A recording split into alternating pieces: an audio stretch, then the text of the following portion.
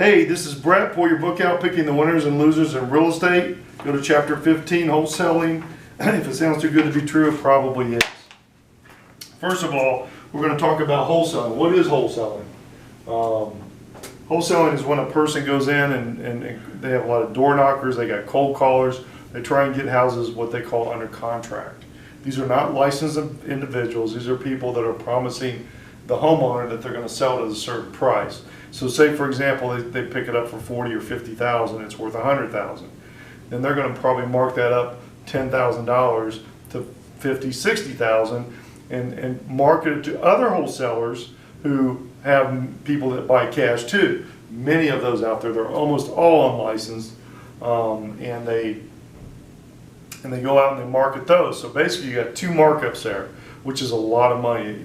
And the minimum markup that I've seen is around $5,000 per person. So it'd be a $5,000 to $10,000. I've seen them up to $50,000. We just did a house over in South Yucca, which we didn't do the rehab on, that we went in there. It was awful. It looked terrible. But they marked it up $15,000, $20,000, I forget.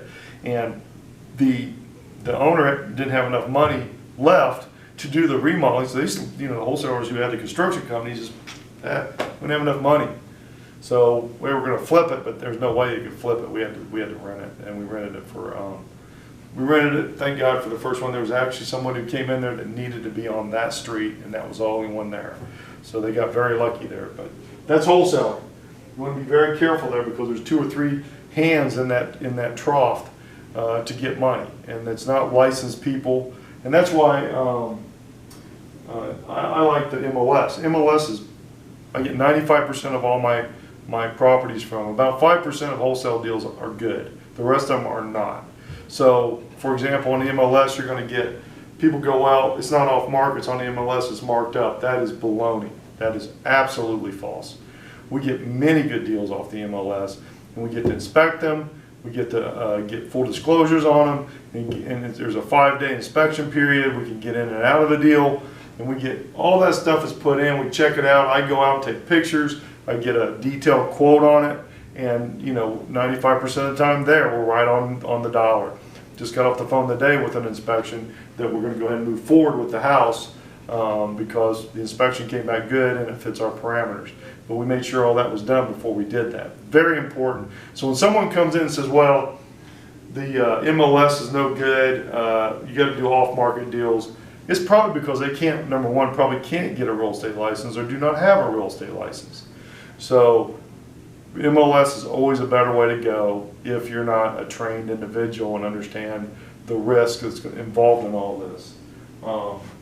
Repair costs, again, who knows? There was a house that was wholesaled for $50,000 markup. That particular wholesaler made sure that he was making his money, but he beat the contractor down $25,000. Well, by the time they were done with it, they had over $55,000 in rehab, and it's still not a grade A property in my opinion. So you're talking about a $55,000 versus $25,000. So we have it on the market. It's a dicey deal. I think we're going to make money on it, but again, it's been over a year. So you have to be very careful because they lost $50,000. If they had known that he was making $50,000, they could have negotiated that a bit and been a lot better off and had more money for repair costs. Like I said, always use a realtor in wholesaling. Very good to do because they can send a CMA report to you telling you how much a house is worth, and the apples for apples, granite countertops, not granite countertops, tile, paint. What does that house need to be the top rents or the top sales? So what does it need to be worth what they're saying it's worth? So you can you can back into the number and say, hey, I need to do all this stuff to it, it's not worth it, or it's worth it. And there's a lot of stuff. And make sure that you get an inspection too on those wholesale deals.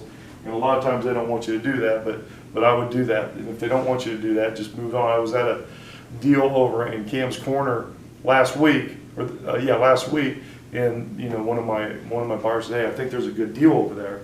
So he gave me the price. I said, well, that sounds good. Went over there, and they'd taken pictures in such a way that it didn't show the garage. The garage was falling down. I mean, it was horrible. So that would have been another, by the time you get the pad and a one-car garage, it still runs $10,000, and a double car runs at $16,000. So that's a big difference. quick deed versus title company. A lot of them will say, well, we'll just quick deed it over to you. That's fine as long as they purchase the title insurance with it. Because if you don't have title insurance, you're not protected. When you close a house through a title company, that's like a bank. They're kind of regulated like banks. So you got a title insurance, and everything from that point and past are clear. You have no worries that somebody's going to come up and put a lien on the property or whatever. So that's why it's good to always have title insurance. Quick deeds don't always have title insurance with them, but in most cases, if you go back to that title company that they originally bought the house from, you can get title insurance for the quick deed. But so don't get a quick deed unless you get the title insurance. Very important.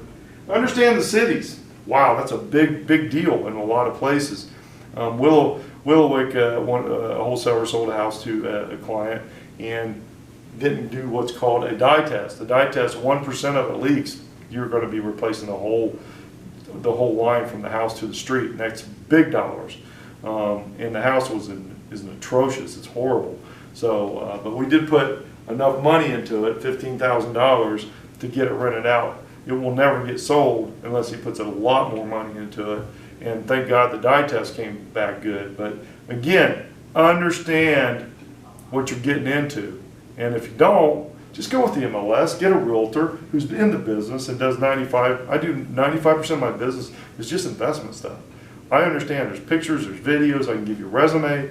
Check everything. It's so important because there's a lot of money on the line. Just because someone throws you a piece of paper that says, oh wow, this house is going to make $1 zillion, doesn't mean it is.